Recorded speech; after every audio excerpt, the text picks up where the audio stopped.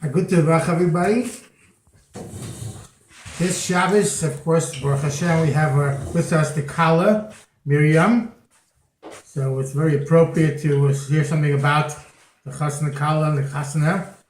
And as an introduction, this Shabbos, of course, we read in the Parsha when all the Yidden went out of Mitzrayim, Parsha B'Shalach, Moshe Rabbeinu said Oz Yashir.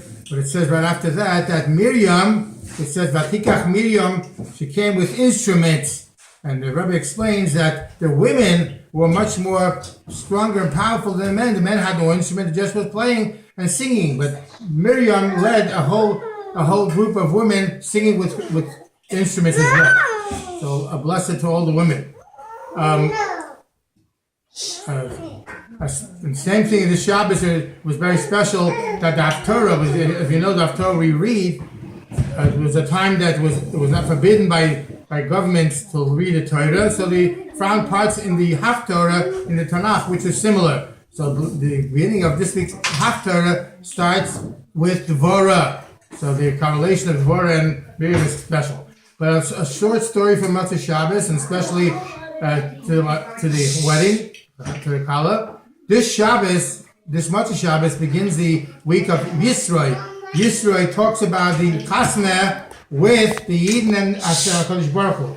That's when the Eibishter gave the Torah, and it was this coming Shabbos. We'll read about it, Parshat Yisroi, and it's considered, as it says in the Torah, it was considered the Chasna with the Yidden and the HaKadosh Baruch Hu.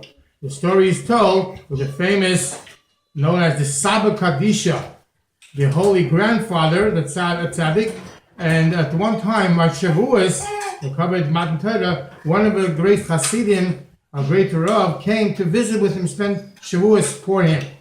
And right after Shavuos, even before Shabbos, he went home. He was rushing to a business appointment or other appointment, he went home.